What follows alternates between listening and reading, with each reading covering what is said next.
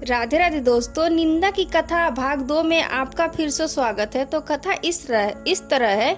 यह सुनकर राजा पृथु ने महल में आकर बहुत सोच विचार किया और अगले दिन सुबह से शराब की बोतल लेकर चौराहे पर बैठ गए। सुबह सुबह राजा को इस हालत में देखकर सब लोग आपस में राजा की निंदा करने लगे कि कैसा राजा है, कितना निंदनीय कृत्य कर रहा है, क्या यह शोभनीय है, आदि आदि।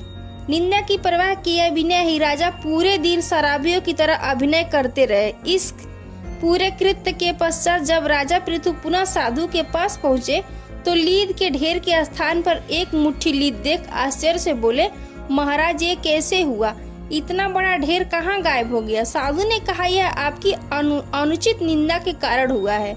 राजन, जिन जिन लोगों ने आपकी अनुचित निंदा की है, आपका पाप उन सब में बराबर बराबर बट गया है। फिर राजा बोले, महाराज फिर यह मुट्ठी भर बचा क्यों है, ये क्यों नहीं बटा।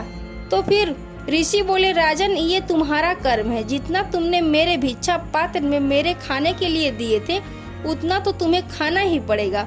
कोई कितना भी उपाय दान पुण्य कर ले, उसका कर्म दोष तो कट जाएगा पर उसका मूल नष्ट नहीं होगा, उतना तो भरना ही पड़ेगा। जब हम किसी की बेवजह निंदा करते हैं तो हमें उसके पाप का बोझ उठाना पड़ता है तथा हमें अपने किए गए कर्मों का फल तो भुगतना ही पड़ता है। अब चाहे हंसकर भुगतो या रोकर, हम जैसे देंगे वैसा ही वापस लौटकर आएगा। दूसरे की निंदा करिए और अपना घड़ा भरिए। हरे कृष्ण हरे राम, जय सीताराम।